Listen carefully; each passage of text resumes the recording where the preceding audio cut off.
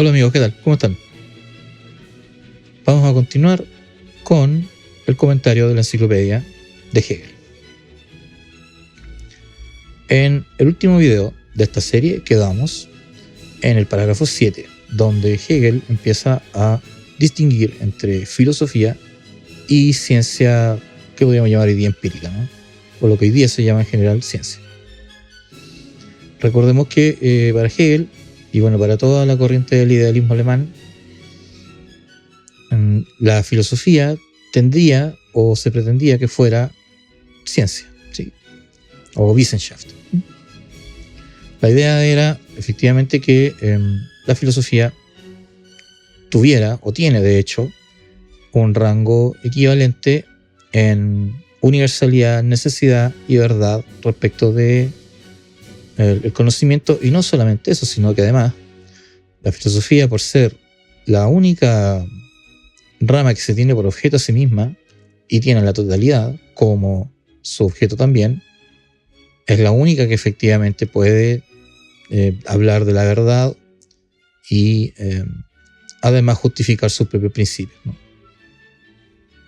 Eso en parte lo que se va a recordar y ver en estos dos parágrafos que creo que hoy podríamos ver, que son el 8 y el 9. Así que empecemos. Voy a leer como siempre el parágrafo, hacer un breve comentario, y si hay notas entre medio, también tomarlas y ir comentando para que vayamos desmenuzando el texto, ¿sí? Entonces, parágrafo 8. Por muy satisfactorio que sea primeramente este conocimiento, la ciencia empírica, ¿sí?, dentro de su propio campo, se presenta sin embargo, por una parte, otro círculo de objetos que no se contienen en él: libertad, espíritu y Dios. Estos objetos no se pueden hallar sobre aquel suelo, no porque no pertenezcan a la experiencia. Es cierto que no se experimentan sensiblemente, pero en general todo lo que está en la conciencia que se experimenta.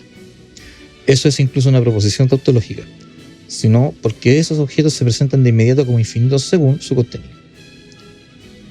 Lo primero que tenemos que distinguir en este parágrafo es que Hegel va a hacer una distinción primero de la filosofía con la ciencia empírica. Primero va a tomar el contenido, que es lo que se refiere este parágrafo en particular. Entonces, ¿qué es lo que nos dice? Que el campo, digamos, el conocimiento científico empírico puede ser bastante satisfactorio dentro de su campo, que tiene una limitación, ¿no? Porque ni la libertad, ni el espíritu, ni Dios son particularmente sensibles, ¿no? Y estos tres objetos que se condicen con los objetos clásicos de la metafísica, que fueron los tres que también Kant pone como ideal de la razón pura, ¿no?, en la crítica de la razón pura, ¿sí? Para Kant, recordemos que aquello que no puede ser percibido, digamos que no es sensible, no puede ser propiamente conocido por la razón pura, ¿sí? No podemos tener conocimiento en cuanto a lo que nosotros entendemos por conocimiento. Solo podemos experimentarlo en la razón práctica. Ahora, estos elementos, libertad, espíritu y Dios, se conducen con las realidades jurídicas, éticas y religiosas, por decirlo así, ¿no? Entonces, Hegel va a profundizar un poco en esto en la nota, ¿sí? Entonces, por supuesto, podemos hacer una distinción desde ya y decir que la filosofía sí abarca la totalidad, en cambio las ciencias empíricas se reducen a su objeto de estudio particular, y aunque se reúnan todas las ciencias empíricas, toda la realidad jurídica, ético-religiosa, espiritual, digamos, en términos hegelianos, quedan fuera de la ciencia empírica. La nota dice así: es una vieja proposición que equivocadamente se suele atribuir a Aristóteles, como si con ella se expresara el punto de vista de su filosofía, ¿no?, que nihil est in intellectu quod non fuerit in sensu. Nada hay en el pensar que no haya estado antes en el sentido o en la experiencia. Hay que considerar como un simple malentendido que la filosofía especulativa no quisiera conceder esta proposición.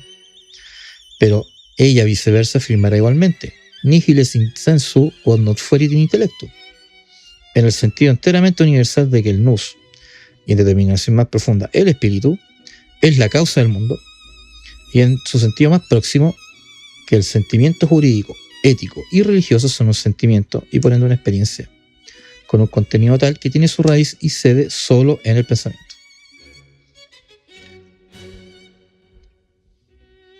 Digamos que Kant, cuando habla de las ideas de la razón pura, él dice que si bien no las puede conocer de acuerdo a su propia gnoseología, sí las podemos pensar. Ese pensar es lo que se toma muy en serio de Hegel.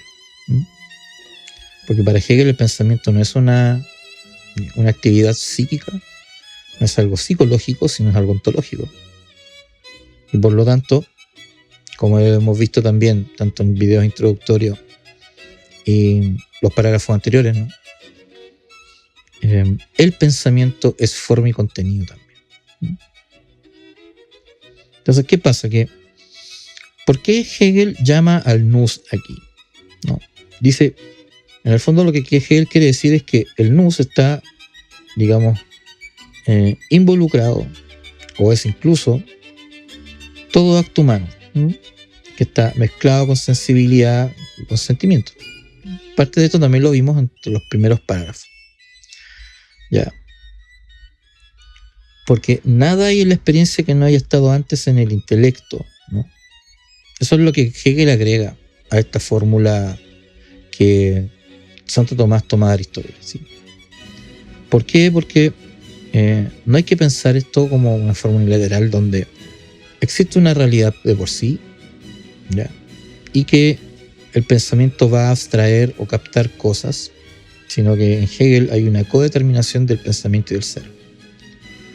En general en el realismo pasa de que atacan al idealismo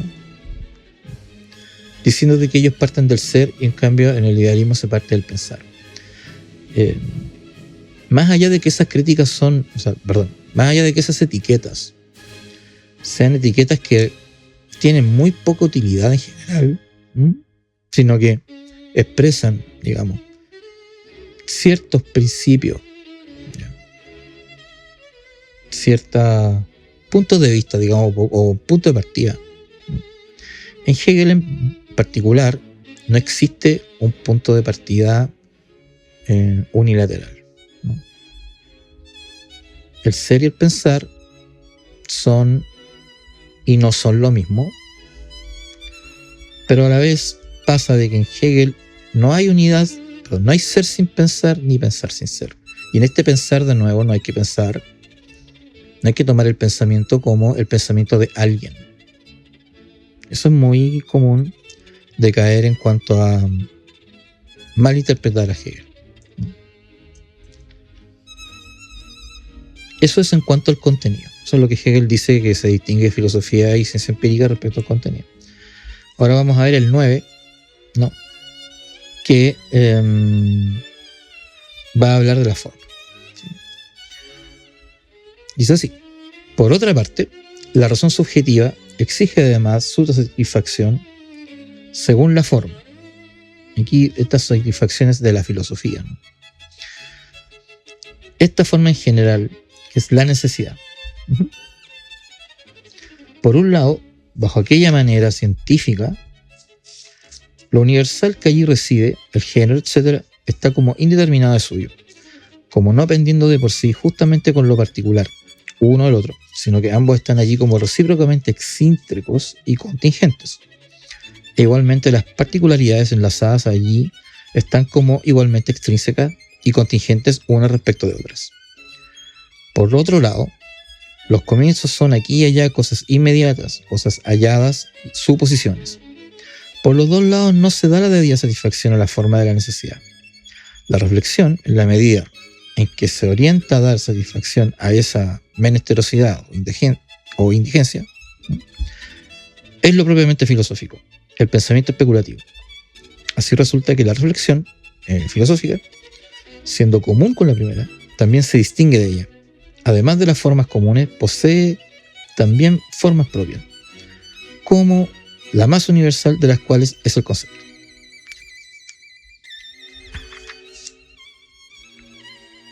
Leyendo el parágrafo,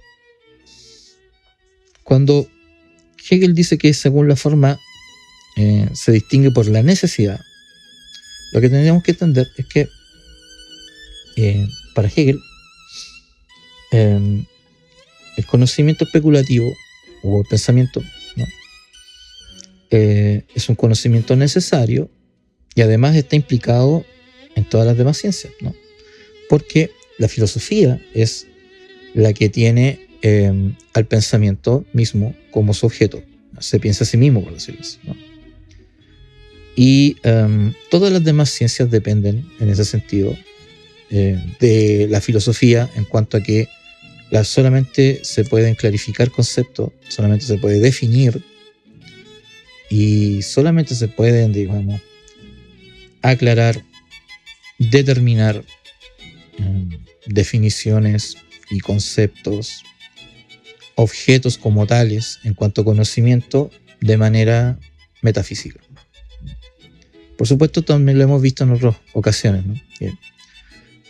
Por ejemplo, la diferencia, ¿no? Lo uno, esas cosas no están empíricamente ahí. Esas cosas están en el pensar. Luego, cuando Hegel habla en el parágrafo un poco más adelante, cuando habla de que el género o lo universal está indeterminado, ¿no? Y que está junto con lo particular, como algo extrínseco y contingente, Hegel lo que quiere hacer un poco es como una especie de crítica, o quiere mostrar la insuficiencia de la taxonomía, podríamos llamar aristotélica, de los géneros de las especies, ¿no? Para Hegel, las especies no se deducen de los géneros y considera de que no hay una necesidad real ahí, podríamos decir una necesidad causal. Estas construcciones son más bien inducciones que deducciones, si se quiere, ¿no? Ahora bien, ¿qué más podemos decir? También Hegel va a criticar, pero lo va a desarrollar un poco más adelante, esto de los comienzos son cosas inmediatas, halladas y suposiciones. A lo que Hegel va acá es que según su lectura, ¿no? La filosofía, sobre todo la metafísica antigua, tenían una especie de conocimiento inmediato y hallaban cosas, digamos la realidad, por decirlo así, por el realismo como medio ingenuo, ¿no? De que las cosas están ahí, tienen sus características, su forma, su contenido, sus determinaciones, y nosotros vamos directamente y podemos abstraer la esencia de manera directa de lo que existe. Y eso pasa a nuestro intelecto, por decirlo así. En cierto sentido, eso también lo comparte el empirismo. Más allá de que critiquen los conceptos de sustancia y otro tipo de cosas que vamos a ir viendo después, pero ellos también tienen esta idea de una especie de inmediatez en el conocer y una especie de transparencia y pasividad, por llamarla así, en la operación del pensar. Bueno, cabe mencionar de que esta observación que Hegel va a desarrollar después en los posicionamientos de la conciencia respecto de la objetividad, ¿no? Cuando ve la metafísica, Hegel se refiere más a la metafísica y al conocimiento de Wolff y Leibniz. Porque si hablamos en términos justos, ¿no? La teoría del conocimiento, por ejemplo, en los escolásticos de la Edad Media, en Santo Tomás, no es solamente inmediatez, también inmediación. Hay que tomarlo con algunas pinzas acá. Voy a leer la nota al 9 y vamos a terminar de comentar esto. Sí. Dice: la relación entre la ciencia especulativa y las otras ciencias consiste, por consiguiente, solo en esto. No que en aquella deje de lado el contenido empírico de esta, sino que lo reconoce y usa. De tal modo, reconoce lo universal de estas ciencias, las leyes, los géneros, etc., y lo convierte en contenido propio, y en estas categorías de estas ciencias introduce otras y las hace valer. La distinción se refiere únicamente, por lo tanto, a este cambio de categorías. La lógica especulativa contiene a la lógica anterior y a la metafísica. Conserva sus mismas formas de pensamiento, sus leyes objetos, pero al mismo tiempo los reelabora y transforma con ulteriores categorías. Hay que distinguir entre lo que se llama concepto en el sentido especulativo y lo que usualmente se denomina así. Es sobre este último sentido sobre el que descansa la afirmación repetida millares de veces hasta convertirse en prejuicio de que lo infinito no se puede captar con concepto. ¿Qué pasa? Recuerden que este parágrafo 9 es la distinción entre filosofía y ciencias empíricas en cuanto a forma, ¿sí? Ese es el contexto. Entonces, dice que la diferencia no está en que la filosofía no trate con el mundo empírico o con lo existente. No se trata de eso. De hecho, lo reconoce y lo utiliza. Lo que sucede es que las ciencias empíricas abstraen, digamos, o generan ciertas determinaciones y conceptos a partir de lo dado, y la filosofía introduce otras, ¿ya? Y al hacerlas valer, esto se conecta con el parágrafo anterior, ¿no? Las funda, les da fundamento metafísico. Esto es lo mismo que vimos también en el parágrafo 1 y 2 de este mismo texto. Entonces, este cambio de categorías al que se refiere Hegel es propiamente las categorías ontológicas, si se quiere, ¿no? Que eso es lo que las ciencias empíricas no tienen, porque suponen sujeto de estudio. La lógica especulativa, dice Hegel, que es la suya, por supuesto, contiene la anterior en la metafísica. Esta anterior hay que entenderla como la kantiana. Porque al hacer esta distinción entre anterior y metafísica, Hegel asume que la anterior es con la que él está discutiendo inmediatamente, que es Kant. Y en ese sentido tendríamos que hablar de, por ejemplo, no solamente la lógica trascendental de la crítica de la razón pura, sino que con el intelecto intuitivo que aparece en la crítica del juicio, ¿sí? Y cuando dice la metafísica, se refiere principalmente a Aristóteles y muy probablemente esté pensando en el intelecto gente, ¿sí? Que es una herencia también que retomaron los escolásticos a partir del siglo XII en adelante, ¿sí?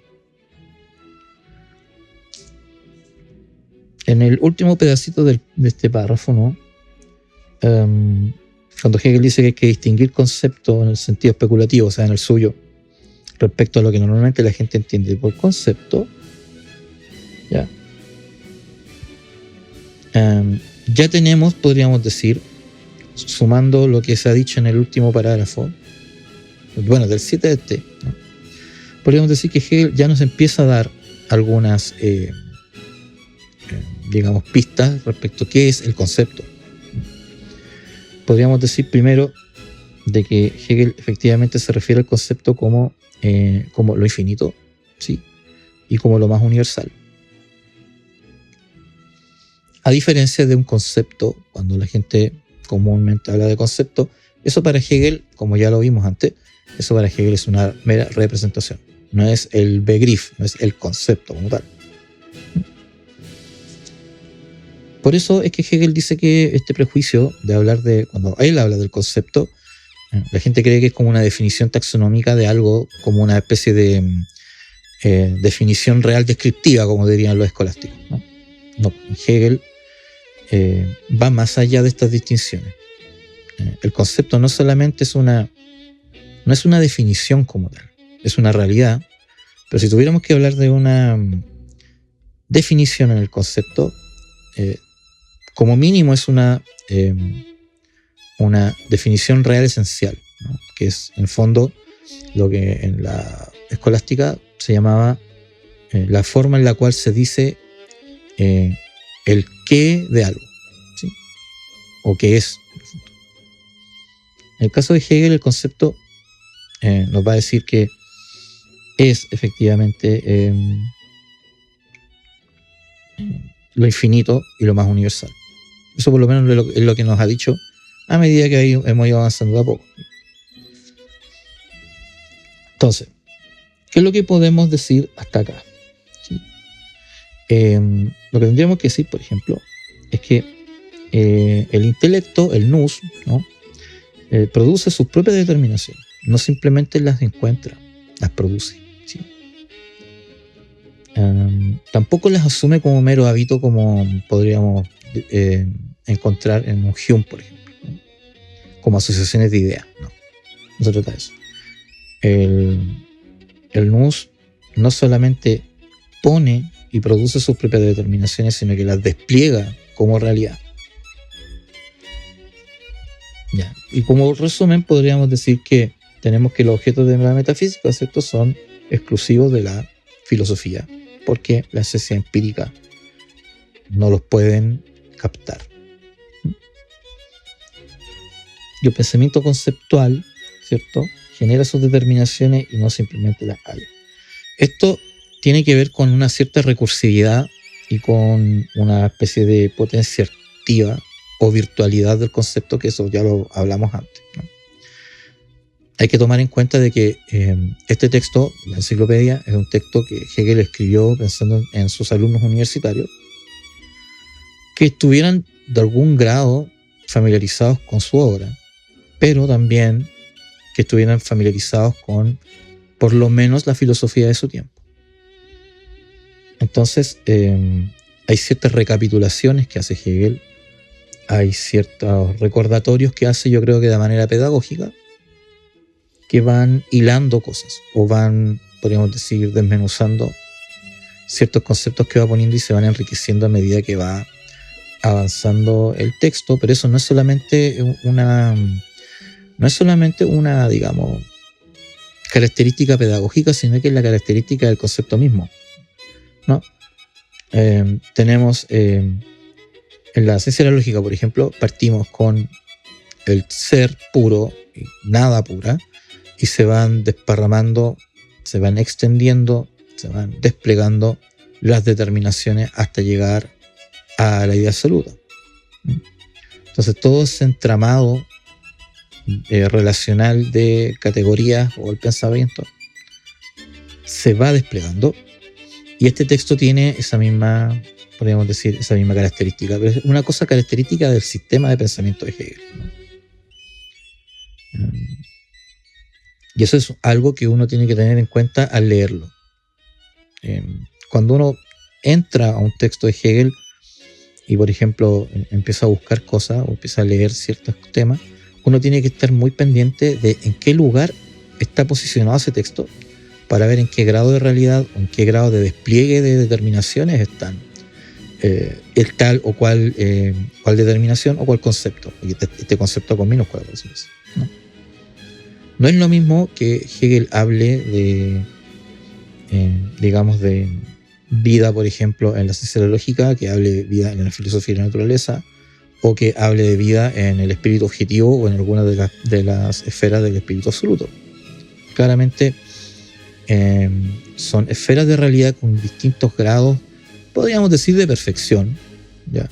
No exactamente así, pero podemos usar, si están familiarizados con ese término, podríamos decir que hay ciertos grados de perfección en distintos niveles de realidad. Digamos, el espíritu contiene en cierto sentido la naturaleza, ¿no? Y a pesar de que todo lo espiritual estaba, por decirlo así, en potencia dentro de la naturaleza, pero el concepto, o la parte, mejor dicho, la realidad espiritual es mucho más rica que la naturaleza en cuanto a determinaciones, pero en cuanto a lo empírico, Hegel va a decir incluso en la fenomenología que la naturaleza es inagotable.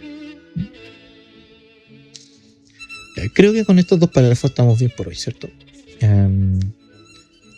Voy a ir intercalando el comentario de este texto de la enciclopedia con algunos comentarios de filosofía política. Creo que nuestros tiempos actuales piden, claman por tomar estas categorías, tomar todo este aparato lógico-ontológico hegeliano y verlo en la realidad para que podamos pensar esta realidad de una manera más crítica y de una manera más real, si se quiere. ¿Ya? Así que lo vamos a dejar hasta acá y nos vemos la próxima. Chao, chao.